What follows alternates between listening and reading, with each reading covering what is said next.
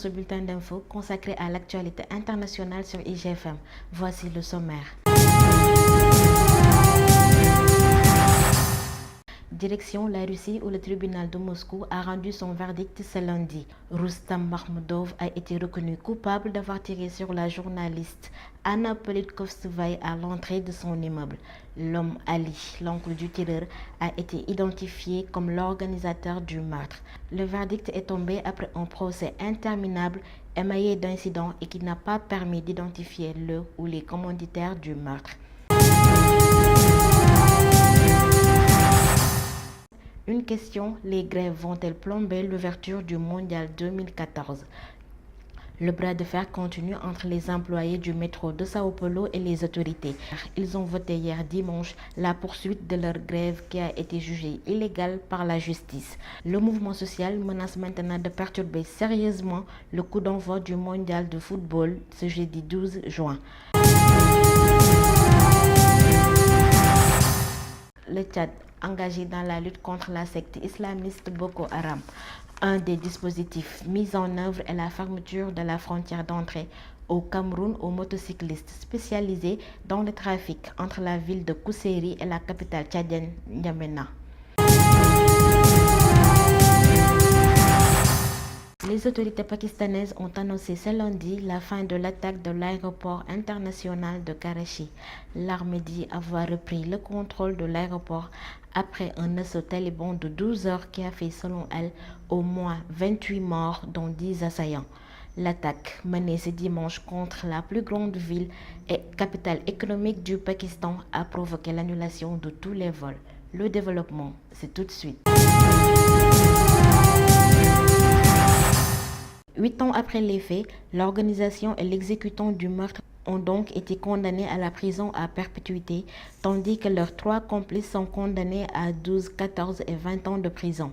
À l'exception d'un policier moscovite, les condamnés sont les membres d'une même famille tchétchène qui n'ont pas donné d'explication à leurs gestes. Les assassins ont également été condamnés à verser 5 millions de roubles, soit 100 000 euros, d'indemnisation à la famille de la journaliste. Mais les 2 enfants déclarent eux aussi qu'ils ne seront satisfaits que quand tous les acteurs du crime, y compris le commanditaire, seront sur le banc des accusés. Les condamnés qui se disent innocents et qui avaient été mis hors de cause lors d'un premier procès en 2008 ont décidé de faire appel. Le porte-parole du comité d'enquête affirme pour sa part qu'une enquête séparée est en cours pour trouver le commanditaire. Grève, manifestation, le Brésil en ébullition à 3 jours du mondial. Les grévistes réclament toujours une augmentation de salaire de plus de 12%. Samedi, ils ont même menacé de poursuivre leur mouvement pendant le mondial de football s'ils n'obtenaient pas gain de cause, quitte à gravement perturber l'accès de quelques 60 000 supporters attendus au stade Arena Corinthians pour le match d'ouverture auquel assisteront la présidente brésilienne Dilma Rousseff et 11 chefs d'État et de gouvernement. Mais au-delà de la Coupe du Monde, depuis 4 jours maintenant, le métro de Sao Paulo, emprunté tous les jours par plus de 4 500 000 de personnes, est quasiment à l'arrêt. Des embouteillages monstres paralysent la capitale économique brésilienne. Ce début de semaine s'annonce donc difficile pour les usagers du métro et pourrait aussi se transformer en un véritable casse-tête pour les autorités brésiliennes. Ce lundi au matin, seules 2 lignes sur 5 du métro de Sao Paulo étaient en service. Les autres sont restées fermées malgré l'interdiction de la grève. Parmi les lignes bloquées, il y a celle qui relie le centre de la mégapole au stade à peine achevé Arena Corinthians. C'est précisément là que doit se tenir le jeudi 12 juin la cérémonie et le match d'ouverture du mondial de football. Depuis quelques semaines, il est interdit aux motocyclistes de traverser le pont de la frontière Tchad-Cameroun dans les 2 sens. Les voyageurs ou ceux qui vont faire des emplettes de l'autre côté du pont sont obligés de traverser la frontière à pied ou de transporter leurs bagages dans un pousse-pousse, comme l'explique le contrôleur général de police Hassan Moussa, responsable du poste frontalier de Ngeli en plein milieu du pont. Les conducteurs de mototaxis spécialisés dans le transport de marchandises entre la ville camerounaise de Kousséri sont désormais obligés d'attendre du côté tchadien de la frontière et ça n'arrange pas toujours les affaires. Mais pour l'officier de police, la situation sécuritaire impose ces mesures. Depuis l'instauration de cette mesure, des munitions dissimulées dans des sacs ont été saisies, ainsi que plusieurs personnes suspectées d'appartenir à la secte islamiste ont été interpellées.